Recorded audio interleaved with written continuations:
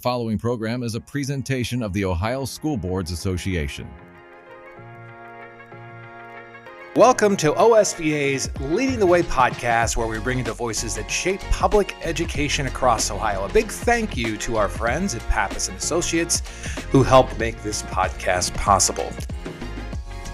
Today, we're talking about a bill that would profoundly change what school looks like for students across Ohio. It's House Bill 335. Hey everyone, it's Scott Gerfen. This proposal, one of many property tax reform bills under consideration, would strip up to $2 billion in funding from public schools. That's not just a number. It could mean the loss of 20% of Ohio's teachers, and for students, it means larger class sizes, fewer course offerings, cuts to art, music, and extracurriculars, and more. Educators and school leaders are calling the impact of this bill cataclysmic. And that's why we're sitting down today with Jennifer Hogue and Nicole Piscatani with OSBA's legislative team. They've been following House Bill 335 and will help us understand what's in the bill, where it stands in the legislative process, and what it could mean for our students and communities. We're also going to talk about the state budget as lawmakers wrap up their work. Jennifer, can you give our viewers a quick overview of House Bill 335? How does it fit into the larger state budget conversation? And why has tax reform become such a prominent issue in this year's budget process? Yeah, so property tax reform has been a conversation for a while. In the last General Assembly, we had the Property Tax Review and Reform Study Committee.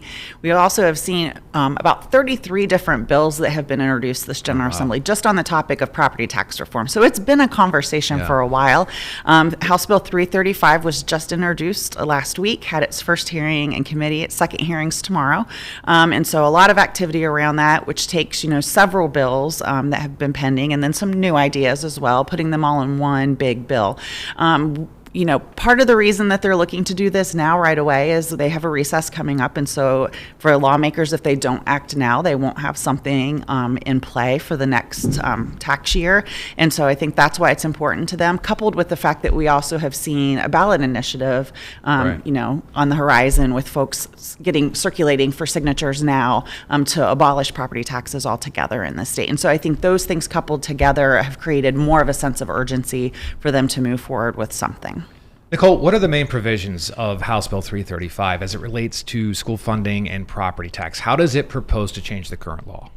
Thank you, Scott. So as Jennifer mentioned, it takes several bills and puts them all into one and then adds some additional layers to that. So right off the top, it would not allow school districts to receive the inside millage that they currently receive today.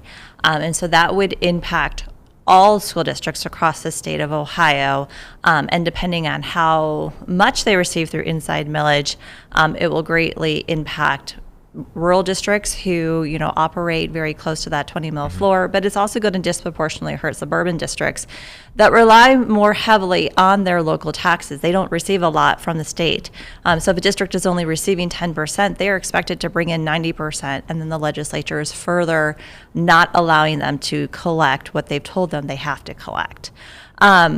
House Bill 335 also brings in the 20 mil floor language that we've seen both in the House and the Senate. It changes the floor calculation to include both emergency levies and substitute levies. So that will hurt districts who are mostly rural, as a lot of them are those 20 mil floor districts, that they will now see a lot of shifting. And I think that's the concern about this bill, is there's so many different provisions and they're all going to hit school districts at the same time, and we don't exactly know where everybody's going to land, because you're going to have districts who are seeing increases in their millage because of no longer being allowed to not have the emergency substitute levies on there. But then at the same time, they're not receiving inside millage. And so all of that impacts school districts, and it's going to impact them differently just based on what their composition is. The bill also does not allow inflationary growth for those districts who are at the 20 mil floor. So it does limit to inflation what a district could receive if they do ultimately end up on the floor. And then fourth, it allows the county budget commissions to to make decisions about if a school district can collect on a levy. So that's even outside of the inside millage. So this could be other operating levies based on what the cash balance of that district is at that time. And then additionally, we still have the cash balance provision that is looming over all of these as well. And so the really important part to note is that is going to hit districts first. The way that it's written in 335 as well as the budget, districts will first lose cash balance and then they will have all of these property tax implications hit them later. Jennifer, could House Bill 335 be included in the state budget? I mean, this sounds like such a dramatic change that this is something that should go through the process of testimony and hearings. Yeah. The short answer is yes. If you had asked me the question about will property tax stuff be in the budget, 6 months ago when we started the budget, I would have said I wasn't sure. Depending on which legislator you asked, they said yes, some said no. I think it's inevitable at this point that there will be property tax reform changes in this budget. The Senate added some in their version. Right. 335 came out very shortly after the Senate version came out with their property tax proposal. And so I think we will see something. I think the worst case scenario is that we see 335 as it is. And so I think it's very, very important that, we be at the State House having conversations, but not just us. We need our members to make those conversations known as well about what the impact will be on kids of doing so many things all at once without time to phase them in and really protect for those big changes. So Jennifer, you talk about the budget. It's now in the conference committee. For our viewers who may not be familiar, can you explain what happens in this phase? How much influence does advocacy still have at this point in the game? Right. So advocacy has a huge impact at this point in the game. The conference committee, for those that don't know, is a committee of 6 legislators, 3 from the House and 3 from the Senate.